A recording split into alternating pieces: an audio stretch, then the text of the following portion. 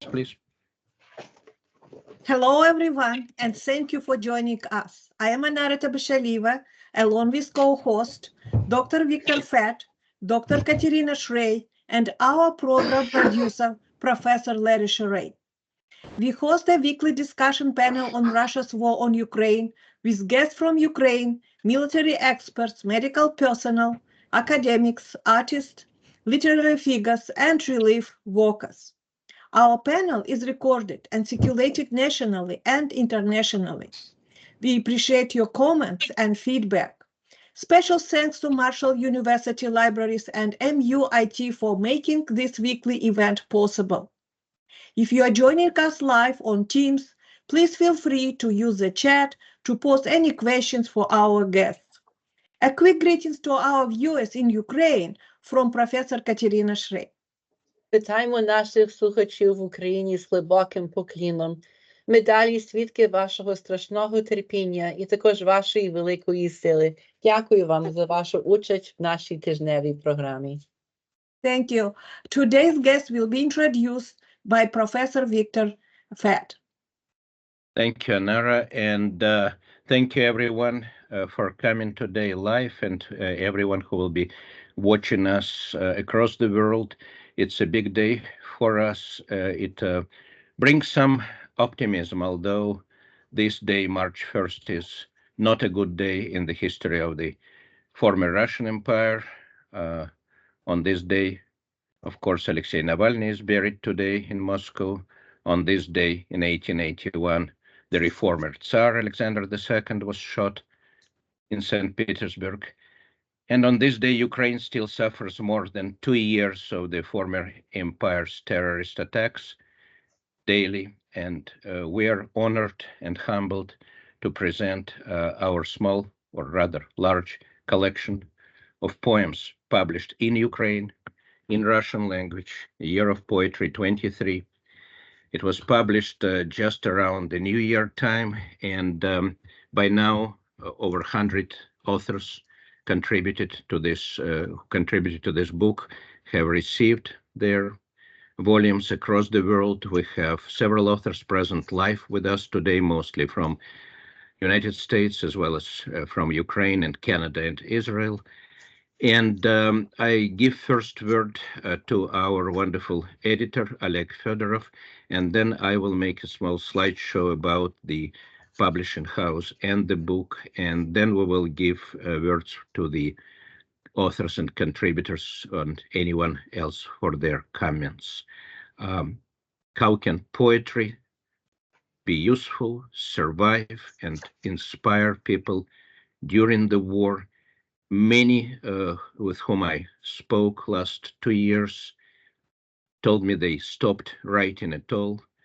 Many cannot write in Russian language, which is language of aggressor country, of course, and there are many discussions and emotions about all this, but you cannot command yourself to stop writing when it is your emotions that basically order you to write something. And we are glad that people still do it, and we are very honored that there are people who publish it and make it available in great tradition of printed paper books.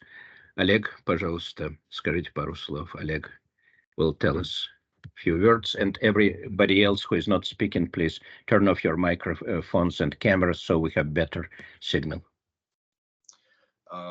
Вітаю всіх сьогодні, хто прийшов на цей эфир. Приветствую всех, кто сегодня присутствует здесь. Я вижу много знакомых лиц. Greetings to everyone who came today live here. I see many familiar faces. С некоторыми и не один раз мы уже в творческом плане сотрудничали. Я очень этому рад. We had creative collaboration with some of you, and I'm very glad to see you live today. Что можно сказать о... Я не хочу говорить слово «проект». Что можно сказать об этой большой книге, которая вышла уже вот второй раз и становится традиционным выход ее ежегодный?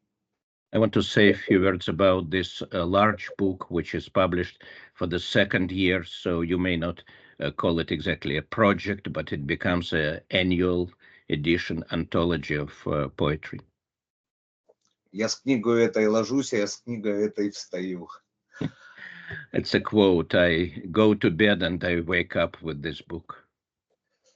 Да, замечательный, ну, не любимое слово проект, да, замечательная инициатива, когда под одной обложкой собираются так много талантливых, прекрасных авторов, которые демонстрируют свою политическую, в том числе, позицию относительно происходящего в мире, в Украине, в России. И это большое дело.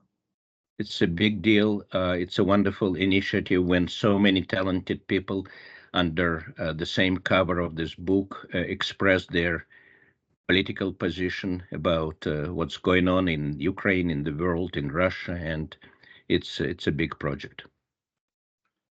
Отрадно, что какие-то сомнения, которые существовали у нас с Виктором по поводу продолжения проекта после выхода первой книги, эти сомнения были развеяны. It's good that when myself and Victor and myself, Oleg and me, we had some doubts about continuing the project after the last year, 2022 volume was published, but now we have no doubt that this project must have been continued and will continue further. На фоне общего неприятия всего происходящего в России, скажем так, тут внутри Украины, я считаю очень важным, что мы демонстрируем саму возможность издания книги на русском языке именно в это время и именно в Киеве. It's very important, given everything that goes on in the world, in Russia and in Ukraine. We think it's very important to demonstrate the very possibility of publishing such books right now in Russian language in Ukraine, in Kyiv. И я думаю, что и присутствующие здесь сейчас расскажут, наверное, ну, может не представить свое творчество стихами, но расскажут о своих ощущениях, потому что эта книга, она на самом деле, на мой взгляд, явление. Потому что мы собрали людей со всего глобуса. И здесь язык, о котором может идти речь в каком-то контексте, было не главное. Здесь было главное отношение к войне России против Украины. We got together people from across the globe, and after all, the language in which they write was not the primary concern. Primary point was support of the fight in Ukraine against aggressor Russia, and this was our idea to put together this book. Спасибо всем, кто поддерживает этот проект, участвует в нем, в этой книге, и ей быть. Thank you very much to everyone who supports and participates in this project, and it will continue. Спасибо. Thank you. Thank you, Oleg. I know that you have to run to ship more books to the post office. And as Oleg mentioned a moment ago, we have several authors here present with us live, and we hope that they will comment on the project further. And we don't have a format of poetry reading today. It would be too much for us. But definitely everyone is welcome to talk.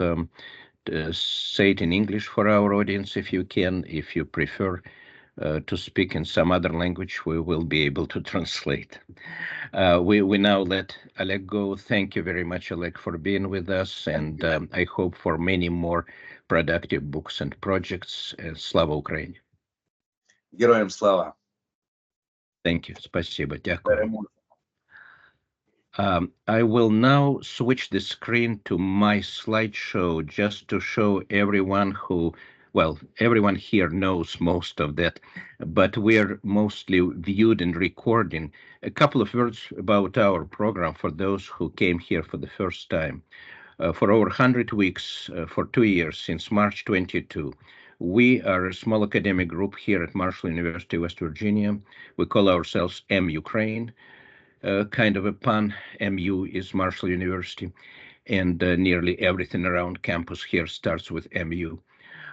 So we started on the second week of the war, trying to tell specifically our students, faculty, local population, everyone here in rural United States, what's going on in faraway Ukraine, why Ukraine is not Russia, why Russia is an aggressor, what happens to people, to refugees, to families, to human suffering. And we recorded over 100 hours of footage since that time, and all our interviews are freely available at our website. I see here several people who were with us before, who are both our contributors and authors of this poetry book. Of course, literary programs are not our primary concern, but we have had many wonderful writers.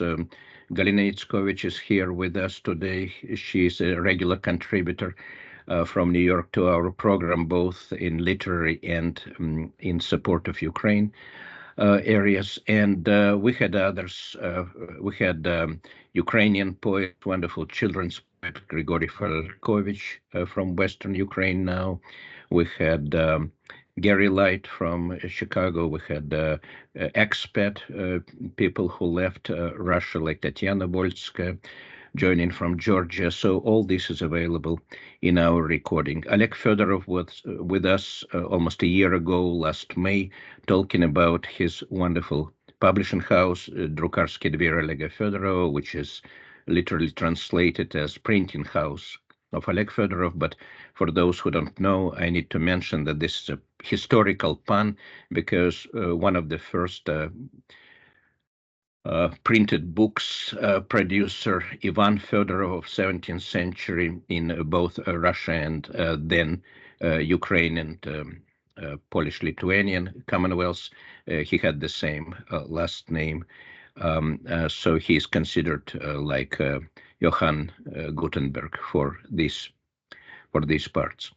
So let me share my screen now to bring to you the information and little presentation of this book and what it has and who is in it, because in this format, of course, I don't have a luxury of reading the originals.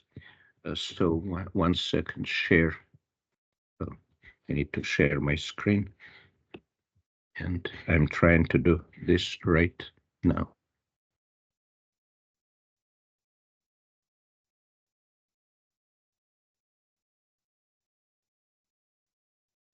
The Year of Poetry, God ПОЭЗИИ in Russian. Again, this was the project which started in 2022 when we did a very comprehensive anthology and included even translations from different languages, which beefed up the volume to over 600 pages and had almost 90 authors.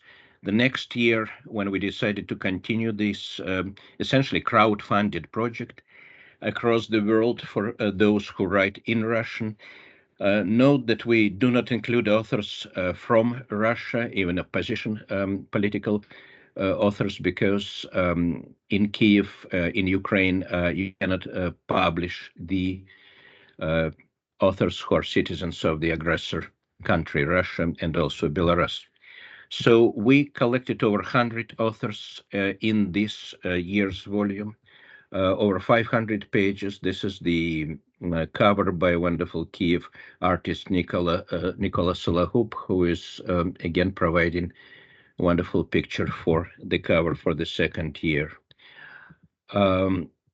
The first volume was published exactly a year ago, around New Year, and we didn't know how this project will develop, but again, we decided to publish it with Oleg, and there are many books which have been published by Drukarsky Dvir in Kyiv, both in Ukrainian and in Russian, and you see some well-known names in poetry and translation here across the Russian-speaking community across the world.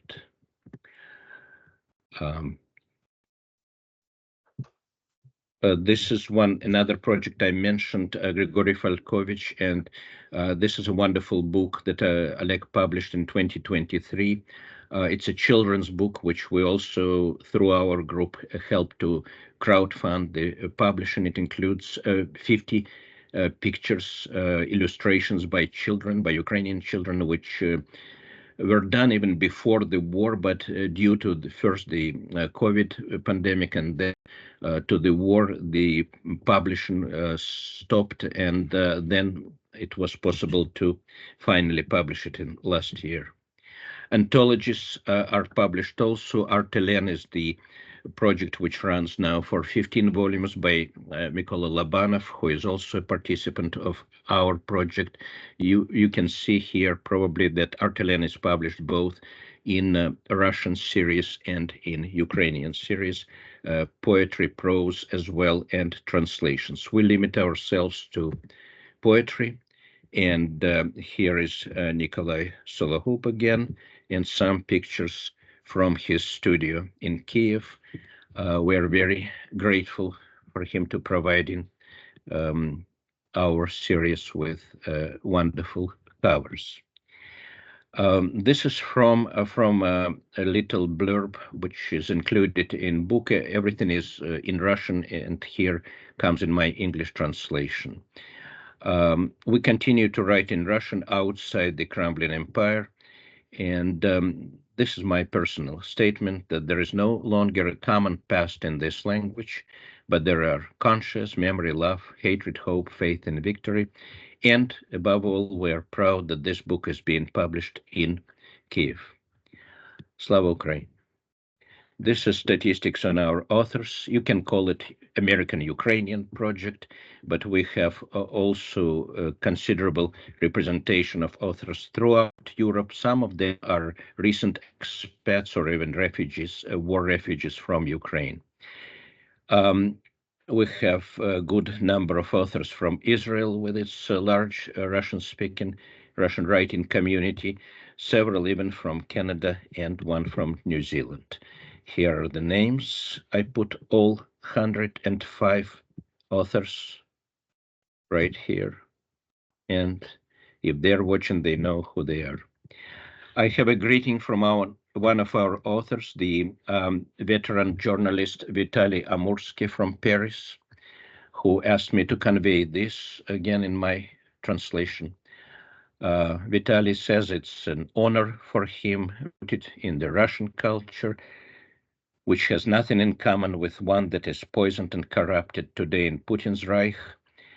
And he's glad that Ukraine doesn't equate those who hate the regime of the Kremlin with those who support it. Heart and mind and conscience do not have a right to be neutral, and poetry today, which we are talking about, is written in Russian, but this Russian is not the aggressor's language. It is opposed to the barbarian dictatorship, and it would be enough to say that to the homeland of Skovoroda, Gogol, and Shevchenko, keep fighting, do not spare the enemy. Fight with weapons, fight with words. Slava Ukraine. Thank you, Vitaly Amursky, who was many years with Radio Freedom, Radio Svoboda in Paris. These are images of some of our authors. Galina Itzkovich is today with us. We hope she will say a couple of words. Nikolai Labanov, who runs the Artelen project. Lyudmila Nekrasovskaya from Dnipro, Ukraine. Pavlo Kozlenko, director of Holocaust Museum in Odessa, who was with us on this program also. Wonderful poets, Irina Karpinos and Viktor Kagan. Vadim Groisman, Ariela Milamed. Boris Khersonsky, Kenzeev.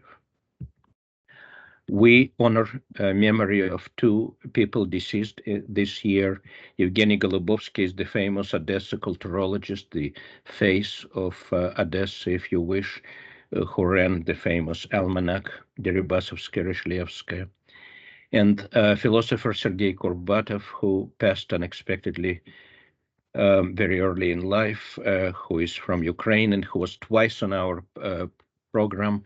And then we did last summer the memorial program for Sergei Kurbatov, which you can also watch live.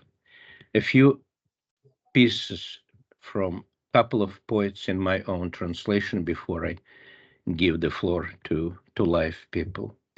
This is Olga Agur, and this poem from Israel is pre-signed. It was written several months before October 7th, which was the start of war in Israel. You can read it. I will read it also.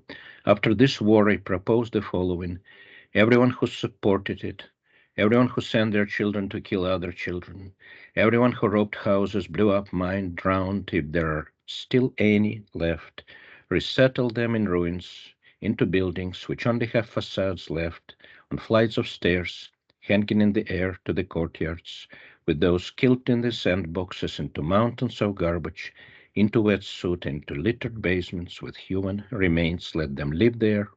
Let them stand in bread lines and bomb stores. Let their water smell like drowned animals.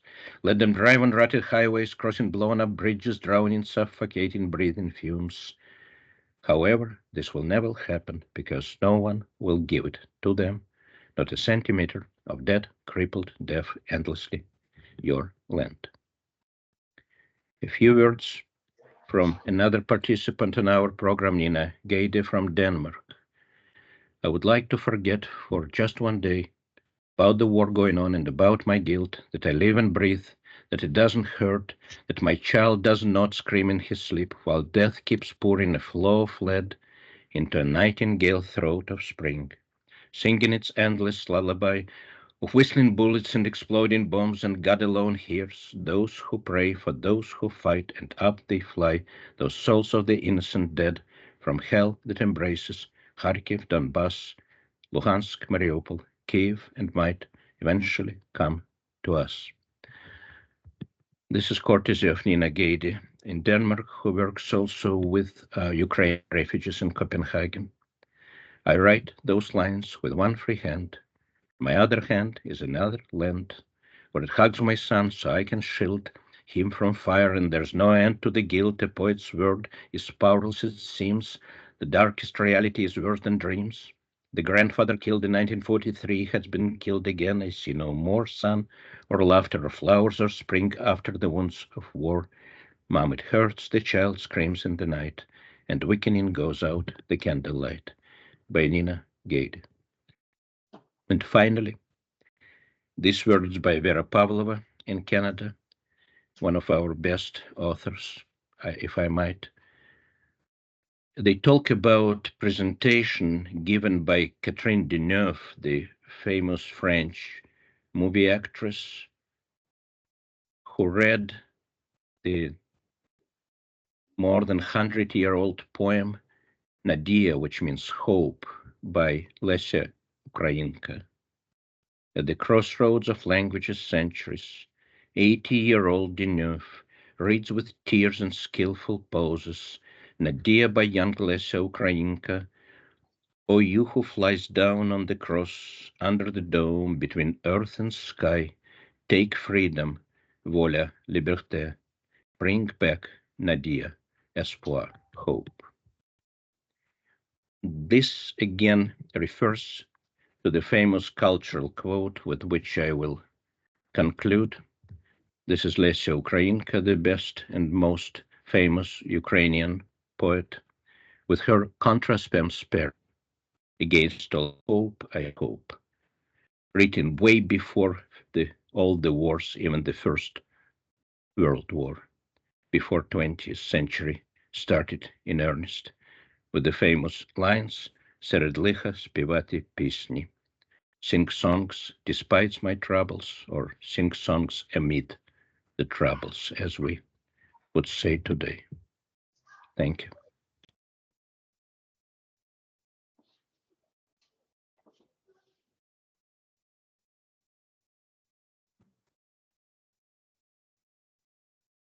Anyone who wants to say something or comment, just open your microphone. We are very informal, and take turns. Victor, thank you so much for that absolutely beautiful overview and the touching tributes to those we have lost. That last poem just really got me. The idea of the French actress reading a poem written by Lesya Ukrainka, a poem, and the slogan "Kontra spem sparrow" that every Ukrainian child who studies Ukrainian literature knows. I mean, that's amazing how widely that Lesya Ukrainka's poem has come, how far it's come because of this horrible tragedy. Thank you so much for that absolutely beautiful overview, for all the authors who've contributed, and for your continued support of Ukraine and culture and poetry. I see that Galina has her hand up, so I'm going to yield the microphone to her. Please, Galina. Thank you. First of all, I want to thank Ukraine for everything that they're doing relentlessly, and I wish we could say we know when the last meeting is going to be, but at this point we don't know. But we thank you for staying consistent and being there, and thank you for the anthology that was so timely, and it's important because we are living through an interesting period, linguistically interesting period, where Ukraine kind of switches codes, and code switching is the way how children learn, how children take in languages, bilingual children. So Ukraine is now in the position of this bilingual child. When it starts moving, they say a surjik, they move from Ukrainian, from Russian to Ukrainian, they move from the governmental imposed Russian to Ukrainian that was looked down upon, and kind of there was, at least in the south of Ukraine, there was this condescending attitude towards Ukrainian, and now the south very much learns the language and speaks Ukrainian, learns how to speak it. And I see it that I'm not the only one who starts to interject my Russian with Ukrainian words, because it helped me so much. It helped me tremendously during early days of the war. It kind of helped me to stay sane, and probably allowed me to write, because this is such a, it's a cognitive dissonance when you hate the language that you speak all the time, that you stop owning your own expression, you start hating your own verbal expression, your tongue turns into this snake that kind of bites you every time you try to say something. And I've started to speak more and more Ukrainian. I'm trying my best, but of course we have those different parts of our lives, and we have this cosmopolitan, I should say, multicultural society that requires us to be able to speak the languages. And I just must say that Putin does not own Russian language, Russian culture, Russian history, nor Russian spirit. He will come and go. And one more thing I wanted to say, that just the other day I was watching a video about the fall of the Weimar Republic, about Hitler coming to power and denouncing democracy and denouncing republic, and that's you voted for me. Who cares about the republic? And the whole country, with this whole baggage of language and culture and arts and history, followed him. So I really hope that there will be a moment for Russia to turn around and to say, wait a second, it's a nightmare, hallucination. We are not following peace. That's not who we are. And I guess that's why we're here, and that's why we're writing. That's what we're hoping for. Thank you. Thank you, Galina. Kontra spem sparrow. Coming from a culture that absolutely values poetry, I'm slowly beginning to appreciate the loss, Galina, that you and your fellow poets experience. It is probably like losing a hand or an arm or an organ, like to lose to feel somehow distanced, disconnected from your language. I mean, I think that's hard for any human being, but for a poet, I mean, that has to go into your soul. That has to be absolutely brutal. And so my heart truly goes out to you and to all the poets out there who are now in a very strange situation. We are, and if I may say, I could talk for hours about this because it's very personal experience, but I better write about this, as all of us actually, we better write about this in poetry than we are able to say this in narrative words. And lines like, we are the last who write in this language come so naturally. You are, in fact, you're thinking that you said something very trite and which everyone feels anyway. So please, any more comments from anyone who cares to speak and comment, please?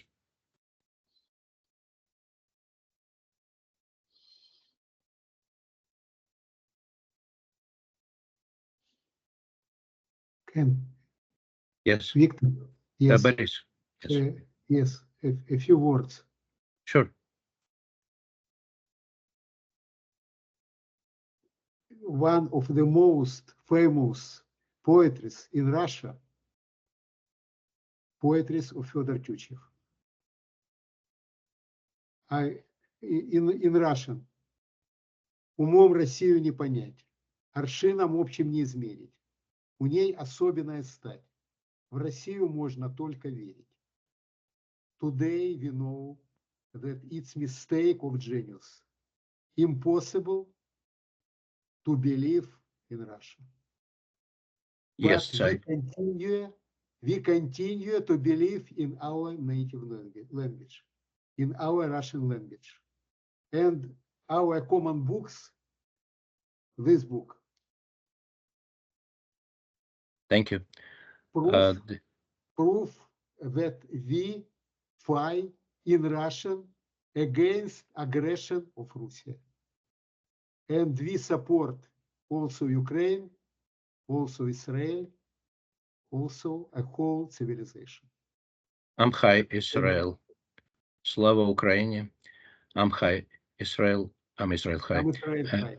And also, I need to translate for those who don't know. Boris quoted the most famous, the textbook, quatrain by Fedor Tyutchev. One very interesting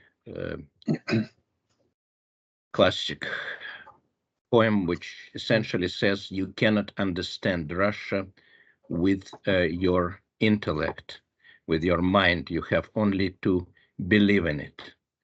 So these words were source of, I would say, much misunderstanding over last Victor, centuries. this is a translation for England.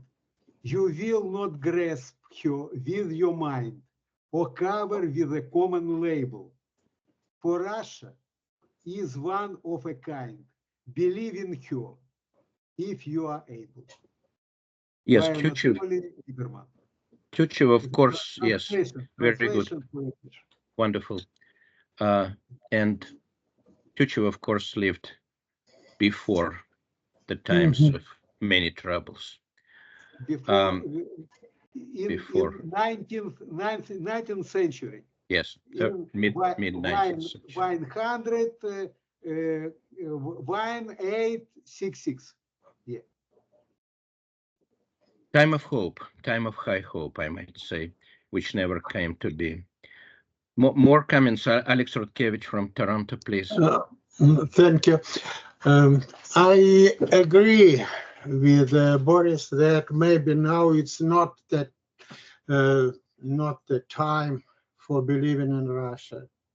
Well, in Tyutchev's times, they had hope. Well, we also have hope, but they had belief. Now we at least have hope. Maybe not believe, but hope anyway.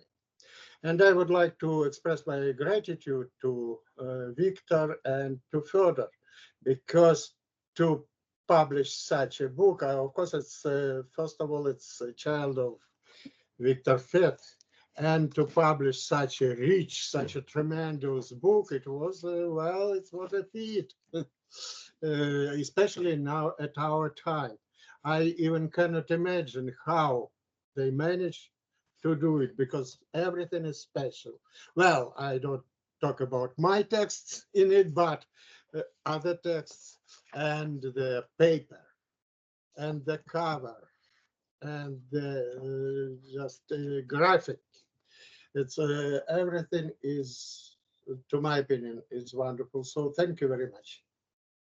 Thank you, Alex. We appreciate, and everyone is so grateful to Oleg Fedorov for carrying out. If you go on Facebook to their website, the publisher's website, believe it or not, they publish a new book in Russian or Ukrainian every day. And people all across the world, from US, from Israel, from Europe, are, I guess, streaming to and going to be published there as a support of this enterprise. It's amazing. Thank you again. David, please. First of all, of course, I would like to express my highest gratitude, appreciation, and respect to all participants of this project, and to Oleg Fedorov and his team. It's a great team. Of course, to you, Victor Fett, and all members of your team who collected all poems into this book, you know, and all authors as well. I'm still reading the book slowly. I cannot read it quickly, I would like to add a couple words about the language, Russian language, and something else. I guess that this book actually is what is left from Russia. What is left of Russia is free language, genuine free language in this book. It survived. It still exists. And we hope it will return back to Russia. It's our, you know, great hope, despite all pessimism that we have about it. We still have this hope, right? And that is first. And secondly, about warriors, it's not, I'm trying to boast, it is just a matter of understanding the people who are our warriors in Ukraine, Ukrainian soldiers. They read poems. I know because my friend, we have a big group who is supporting, actually two big groups who are supporting Ukrainian army and so forth. And they told me that poems, they read it there. They read it there. They like it, they love it. So it is not only for us, it is not only for you know, other people, it's for them too. It works. I know that directly because our friends, they communicate with them. They have direct communications. They deliver all stuff which we were buying, which they're buying, you know, and sending. They deliver it directly because you know how many corruption was at the very beginning of this war. Probably still exists, but they deliver it directly to the soldiers. That's it. Thank you, David. This is very kind. This was David Patashnikov, one of our authors from Florida, and great poet. Also, as many contributors to this book, we have, as I said, over 100 authors, and I might disclose that I probably invited about 150 across the world. So majority of those to whom I reached agreed to contribute to this volume. It's not a usual or easy task. especially in this situation when people might be apprehensive to even publish in Russian, not even to mention that many stopped writing. For some of us, it's a therapeutic experience, and personally, I write probably too much, almost every day, repetitively, because we don't control this process, just like many cannot go over this block. Again, we can talk a lot about language. It's a special topic. Looking from the future, we cannot predict what picture we'll see in 40, 50 years from now when a couple of more generations passes by. And if history teaches us anything, it is that languages come and go. And if modern history teaches us anything, is that it goes much faster than classical history. Everything speed it up. So we might be still seeing some dynamics of this language, and that's why it is very important to write and publish right now. This is extremely important historical process. When I do it, the reason I do it is that I feel that we all are parts of the very rapidly developing history of everything, including culture and language. And it's just very simple. I look always back from the future, and I see those volumes published for whatever it's worth, but they have been published in Kyiv in 22 and 23, and the new one will collect this starting this summer for 24. As long as we can do it, we will do it. More comments, please. I don't want to take all the conversation. There's so much to discuss. So more comments or just questions maybe from our English-speaking friends who are also watching live. Please.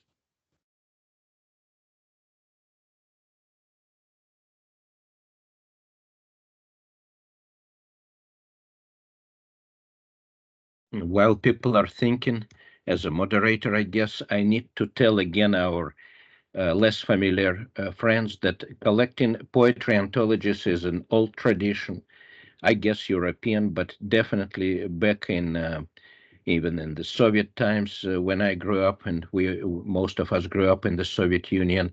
We had a publication called Day of Poetry. So the reason we call our book a Year of Poetry kind of continues this tradition. And it was interesting that we tried to come with more catchy title, and we couldn't. Any word seemed not fitting for this situation, for this year. It's really like selecting a name. And finally, we defaulted on a very simple and I would say comprehensive year of poetry, because it's really an annual anthology. And you didn't even need an adjective, because it is not a year of Russian poetry. This would be a little bit presumptuous to do without including poets from Russia.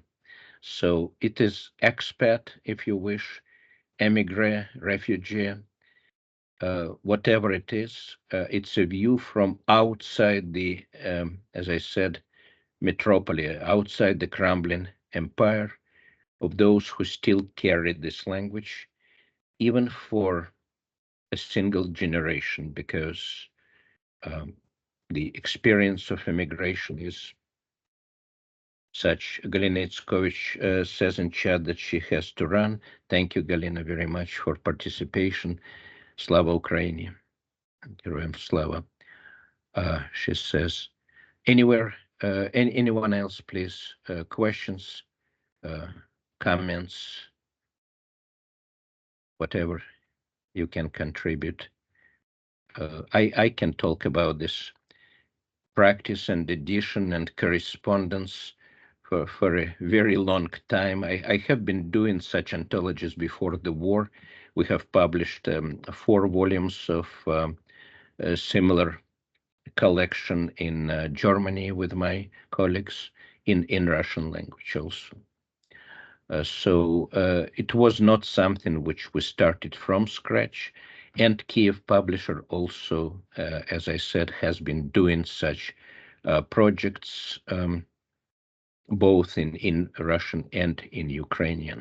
One of the challenges was not just finding the authors, there are plenty of authors, but of course selection. Very rarely I have hard to reject something which doesn't seem technically very good written to me. Fortunately, it looks like authors who write during the war write mostly good poetry. It looks like those who do not feel in their heart ability to write something don't really dare to put it on paper when it doesn't look, don't dare to offer it when it doesn't look right. So I might say that we have a very good level there. I'm talking about a technical level, of course, because Russian poetry still mostly is metered and rhymed, very classical. We have some free verse as well, but it's metered and rhymed, which makes it almost impossible to translate, by the way. It's very hard to do equivalent translations. Please, questions and comments, more discussion if you wish. Please.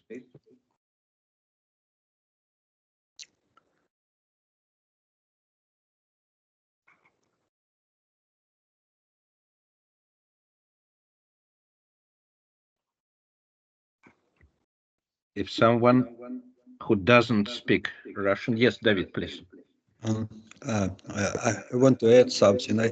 I guess we see now not only Russian language was well developed and so forth, but Ukrainian was somehow suppressed for a long time, and now we can see how it is flourishing despite this absolutely awful time.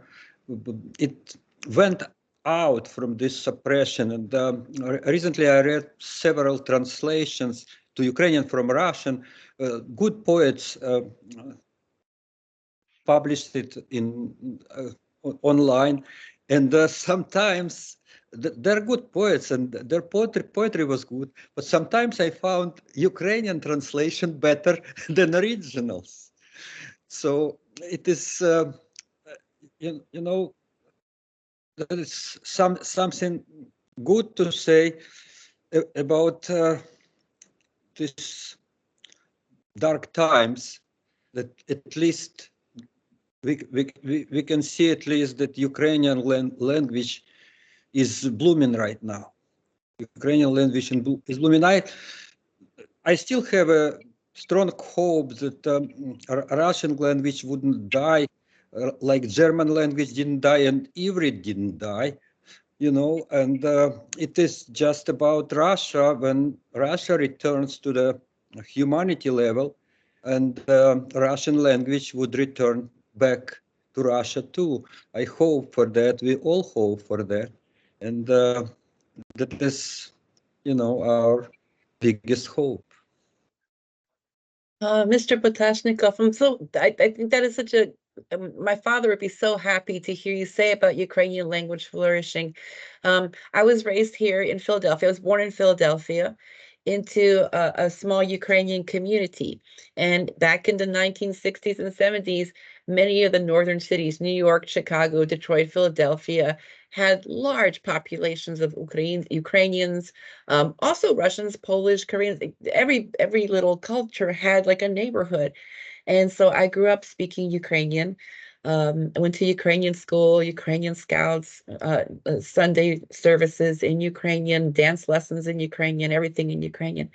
And my parents were very, very adamant that my brother, sister, and I only spoke Ukrainian. I mean, I can't tell you how many times when we were kids, because we only spoke Ukrainian in the house. But once we started going outside the house, we heard English. TV was in English. All the television programs are in English.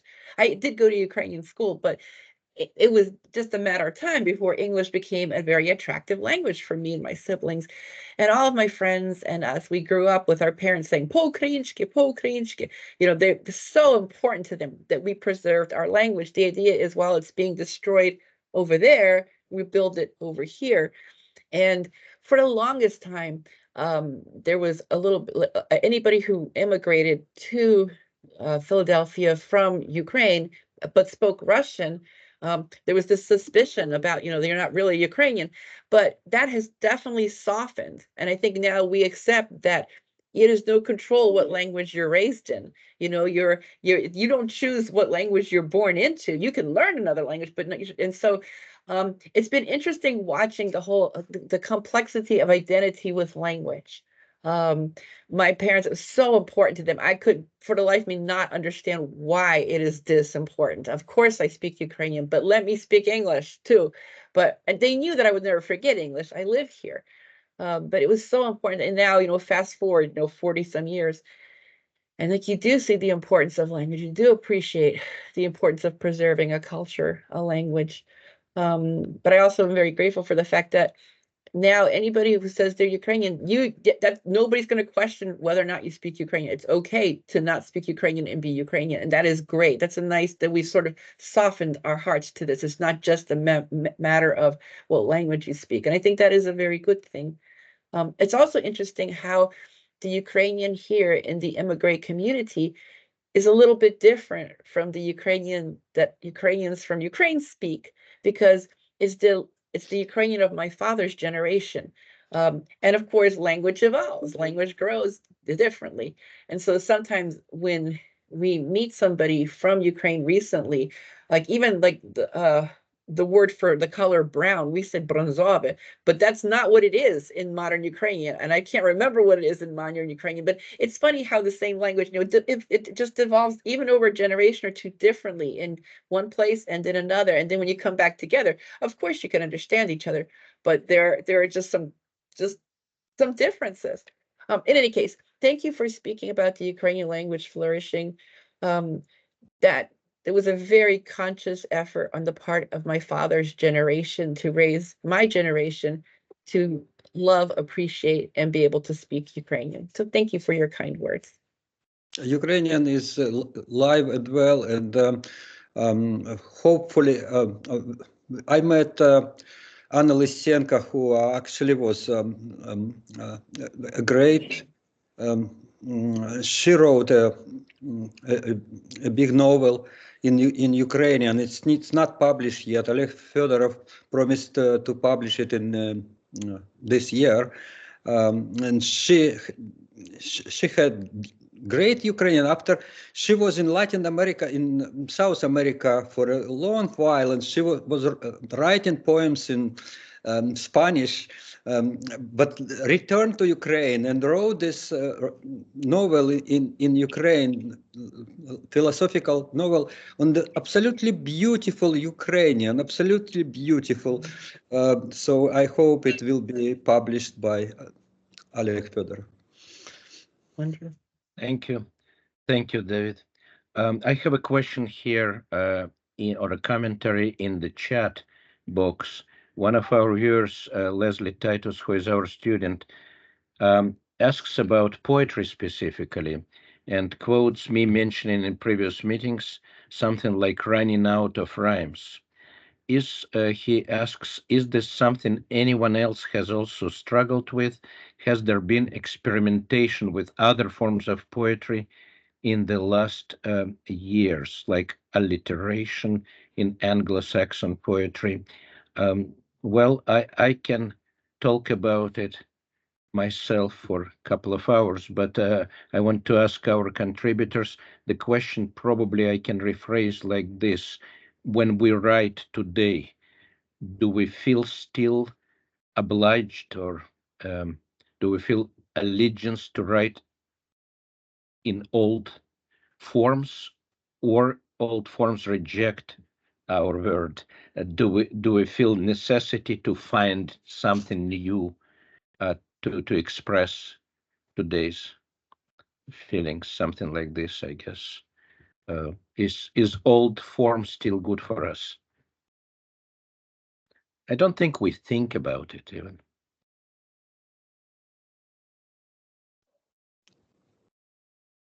Is it not spontaneous? Yeah, it probably, in the best case, it is spontaneous, of course.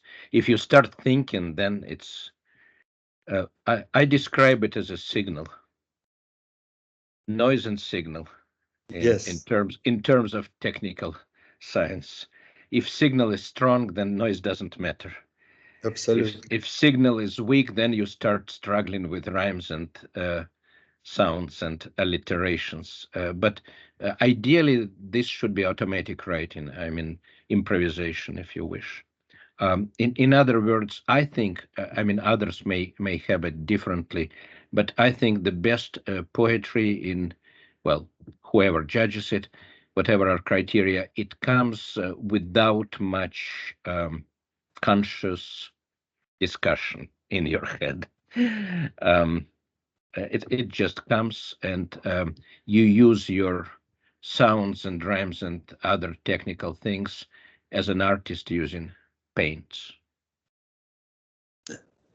Something like this. May I say something? Sure, please. So I consider every poet, real poet, is some kind of instrument, some kind of instrument with certain shape, which he or she is not responsible for, because he or she was born in this shape, like in guitar or violin or flute, and sound from each is of us, from each of poets. I'm not sure I'm poet, but from each of genuine poet goes through this particular shape, which he or she is, as again, is not, able to change, is not able to reshape. And that is probably how it goes. Yeah, that's very good. In fact, it's more than one instrument, of course. It's a very complex combination of machines and instruments at different levels, I'm sure, how it works. I'm a positivist. I'm not subscribing to the idea that you just download things from the cloud. It would be too easy. Any other suggestions or comments, please? Again, we're here discussing. It's a weird format because we're discussing Russian poetry and we didn't read one line in Russian except Tyutchev. So in other formats, we have organized other readings. For example, in Canada, on the platform of my great friend Vita Stivelman, we used to organize the poetry readings of those anthologies, but with 100 authors, it's almost impossible to do a representative reading because you need to limit authors or do several hours, several series of such marathon, even if you give each person only a few minutes. So it's technically very hard to do. We had such meetings, so we might do something like this in future. And meanwhile, I want to, unless we will have more discussion, we're here for an hour, and we want to invite everyone who will be watching in recording to contribute to the next year's volume and to make use of Oleg Fedorov's wonderful publishing house in Kyiv, who is working non-stop under the bombardment, literally, and have not stopped their work in the last 2 years. We are honored to contribute and support his publishing efforts, of course, needless to say. I do not see any more questions. So Sergey, please, our only person present now live from Kyiv is my friend Sergei Kamyshan. Please open your microphone. And if I need to translate you from any language, just let me know. First of all, thank you very much, and Mr. Fedorov, for making such a great volume of Russian poetry. And I have two minor comments on the discussion here. First, about Tyutchev. Mhm. He was, as a poet, he was a genius by any means. But as a person, as a politician, moreover, because he was a diplomat, he was a very retrograde person. He wrote rhymes which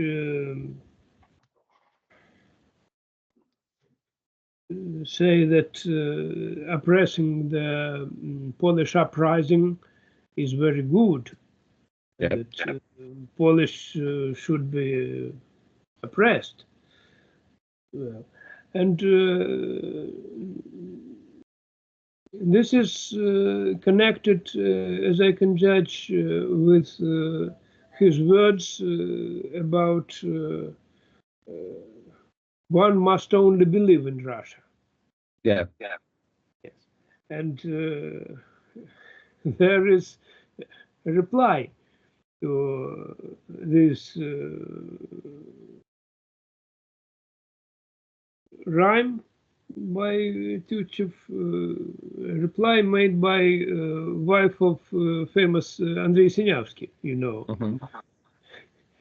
It's high time to understand Russia and with your mind. Yes. And then he, in rhyme, added a very brutal expression, you know. Right. Давно пора, ядрёна мать, Ядрёна мать, умом умом Россию Россию понимать. Yes. Thank you. And Yes. next, about Ukrainian poetry, I think that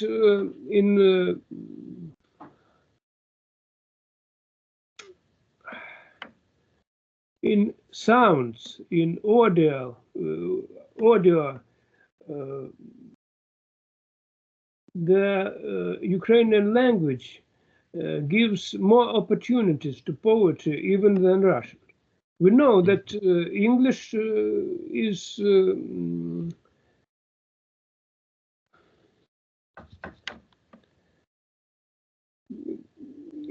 has poor rhymes. After Edgar Allan Poe and after Algernon Swinburne, one cannot invent new rhymes. So a poet is forced to write very liberal. Mhm. You know. But in Russian, there are many flexions, and so in Ukrainian too. But Ukrainian is more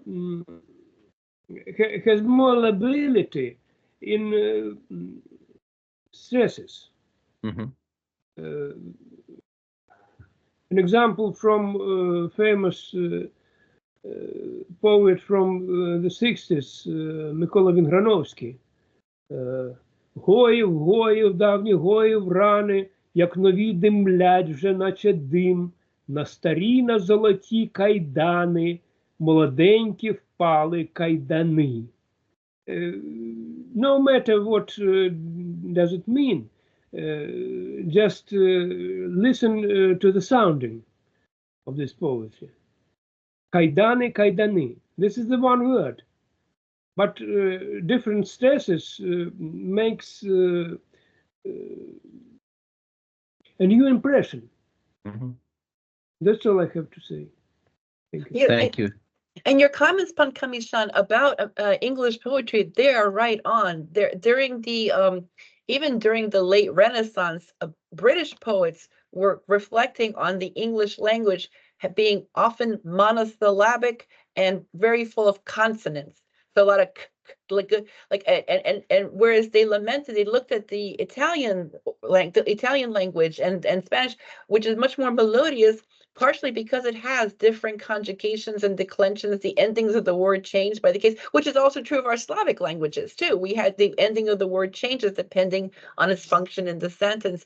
And so it's interesting for me to hear your comments on English poets, the challenges they face, because they themselves, that was a big deal in the late Renaissance. They lamented that English was full of clogged words. And so thankfully, English borrows from other languages quite often. And so there is opportunity for a little bit of melody and stuff. But you are so right. The native English sounds do not lend themselves to poetry, more so to alliteration, as someone mentioned, as Leslie mentioned in the chat. So thank you for your comments. Yes, Leslie did another comment right now in the chat. I guess it's a quote. When 10 low words run oft in one dull line. He just demonstrated that. Yeah, yes, very yes, good. great. And I noticed, by the way, we all are scattered across the world. I see now Irina Henkin joining us, I believe, from Israel live. And I hope I did not confuse you with the beginning time of because it looks like you are 1 hour late. Похоже, что вы на час позже присоединились. But если вы откроете свой микрофон, if you open your microphone, I'm sure we can even translate from Hebrew.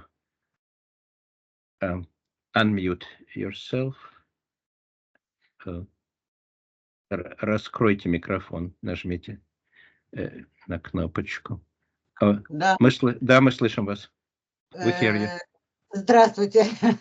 Здравствуйте. Да, видимо, я перепутала время, но все равно очень приятно вас увидеть. 1 hour later.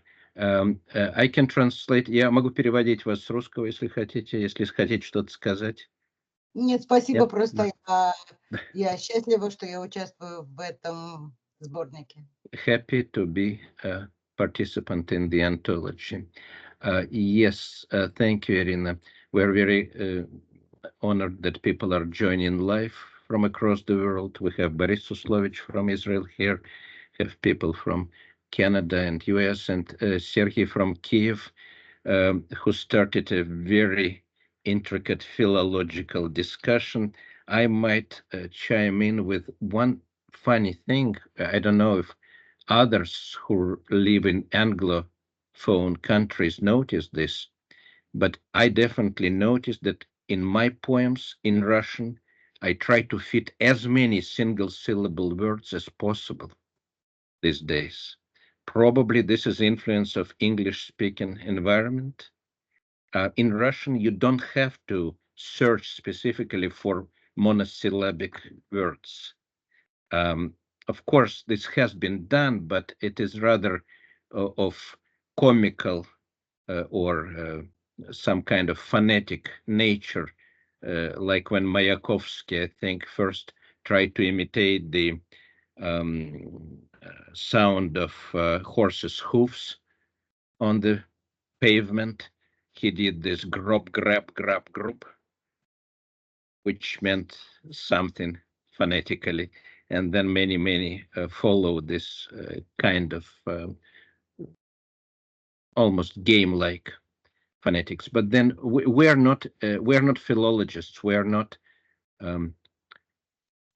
zoologists. We're animals, so we don't have to study how we do these things. But it's true that Russian, which we write on, one thing which nobody mentioned. No, I think there was some hint of this.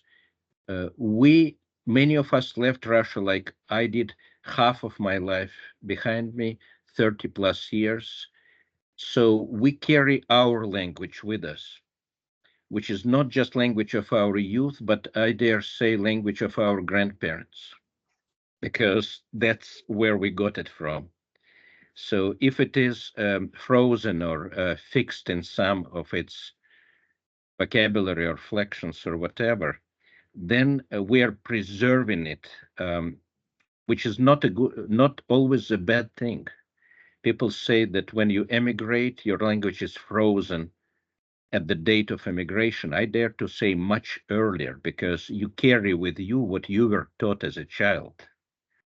So I'm proud that in some of what I write, some may see the lines or even quotes from 1920s or 1930s, which were taught to me by my teachers and my relatives, my grandparents. We carry some of these cultural effects, which percolate, of course, into poems, because again, we don't think when we write, we just write. And so very often I have to check myself if a line I wrote isn't just a quote from someone. I have this feeling very often, and almost never it is a quote. It just sounds like a quote. So we don't have to leave immediately. We may take more comments, or if we don't have comments, we will finish the program now, but we can stay to chat even after we stop recording. So please, if somebody wants to say anything else on record.